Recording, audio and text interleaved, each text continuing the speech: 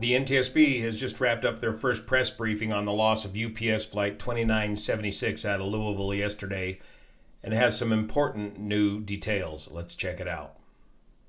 So here is some factual information we have at this time. And I'm going to read a few notes to make sure we have it exact. The airplane involved was a McDonnell Douglas II, which was then altered to be an MD-11F. The F stands for freighter. It is now handled by the Boeing Corporation. So whenever you hear that Boeing is a party, it is because of the merger with McDonnell Douglas many years ago. The plane was manufactured in 1991 with a tail number of November 259 UP. The plane was traveling from Louisville, Kentucky to Honolulu, Hawaii. There were 3 souls on board the plane. After being cleared for takeoff, a large plume of fire in the area of the left wing occurred during the takeoff roll. The plane lifted off and gained enough altitude to clear the fence at the end of runway 17R. Shortly after clearing that fence, it made impact with structures and the terrain off of the airport property. A post-impact fire ensued, which covers approximately almost a half of a mile. Now we have viewed airport CCTV security coverage, which shows the left engine detaching from the wing during the takeoff roll.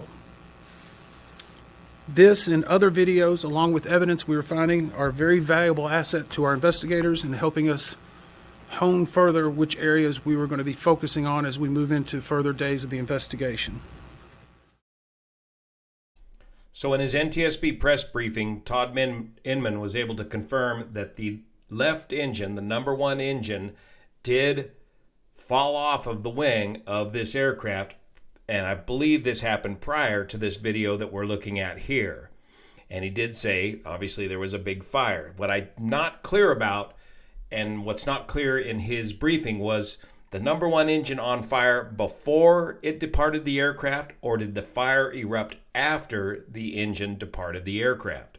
We'll look more from the additional photos of the debris on the field to try to find out where the engine ended up on the airfield. But at this point in this video, we are looking at a wing fire. At this point, the engine has already departed the aircraft. And unfortunately, this is well after V1 rotate speed, takeoff decision speed. The crew, in this case, they're basically doomed. They have no options at this point. And here's why. 1, the number 1 engine is completely missing off of the airframe. 2, that wing fire is going to continue even if they made it airborne. 3, there is FOD and debris entering the number 2 engine, the rear engine, causing it to compressor stall. The number 2 engine is losing power as well. These aircraft are designed to be able to take off and fly right at V1 rotate if you lose 1 engine, but not if you lose 2. And there's no guarantee that you'll be able to continue to fly that aircraft if the number 1 engine is completely fallen off of the wing. This is the airport diagram for Louisville Airport. The aircraft was departing on runway 17 right, this runway here, almost 12,000 feet long. And the number 1 engine and parts of cowling were found way down here at the departure end of the runway near taxiway Alpha 2, almost to the end of the runway. If we look at these still frames from a video shot by WLKY TV last night shortly after the accident, we can see the location of some of this engine debris here on the runway. And if we zoom in a little closer, we can see the engine nacelle, presumably from the number 1 engine, right here by the 2,000-foot remaining marker on the right side of the runway. The aircraft was moving from left to right.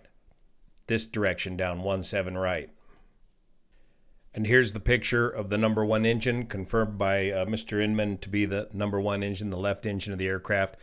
The runway is behind this engine, so this engine is located on the right side of the runway, again, as the aircraft was going from left to right, and has rolled up here near the taxiway. And the approximate location of this engine can be estimated by the location of this picture with the control tower in the background and this windsock right here. Here's a better view of the number one engine from an unknown source. Right after the accident, it looks like grass and dirt impacting the front of the engine. So one of the big questions, besides, was this engine on fire before it separated from the aircraft, or was the fire a result of the engine separating from the aircraft? Was this an uncontained blade failure of the engine? Was this some sort of an engine problem that caused it to separate from the aircraft? Or was this a pylon problem? The pylon is the part of the aircraft that mounts the engine to the wing of the aircraft, and the MD-11 and DC-10 series of aircraft have a history with problems regarding the engine pylon mounting system. In this video still of the dash cam video of the impact, we can see the number 3 engine is still attached to the right wing, and it looks as though the leading edge devices or slats on the right wing are still in the down or takeoff position. The gear was also down. Todd also mentioned that just prior to his NTSB briefing, they were able to recover the cockpit voice recorder and the data recorder from the aircraft, and they were the upgraded Harris L3 model of recorders, and he's confident that they should be able to get good data off of these recorders. Even though they were badly scorched in the fire, they're designed to handle that kind of abuse. Regarding the rumor about the aircraft being delayed for 2 hours for maintenance on the number one engine, this is what Todd had to say about that. So the question was this flight delayed, or were maintenance being done before that? We, as part of the maintenance group, they will be going back and looking at every aspect of maintenance that was done on this plane and how many cycles since it's occurred.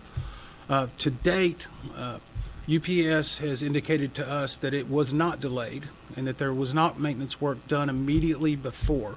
Now again, that is information that we will still collaborate and independently verify, but at least by first glance, we do not see that happening. I know it's been reported some places, but we have not found something to lead us into looking at an immediate pre-takeoff.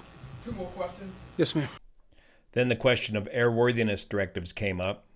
The question is in regard to airworthiness directives regarding the engine or the actual aircraft. I'm not aware of any. We go through a very regimented process of things that we view and try to review: maintenance records, airworthiness directives, advisory circulars, service bulletins. To say that there's none would be probably very unlikely, because an aircraft that's been flying for that many years could have had multiple different generations.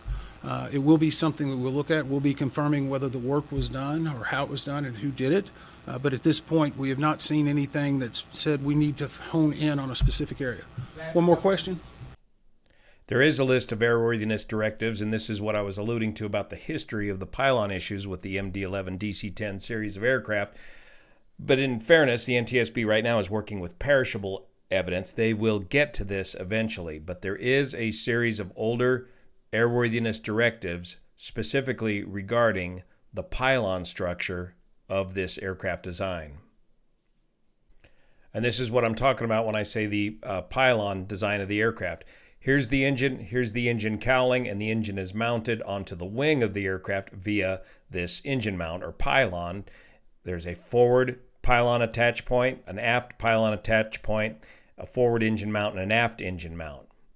So if something failed on this pylon, the engine could separate from the wing of the aircraft, and during that process shed the entire cowling the way we saw it in the photographs on the side of the runway.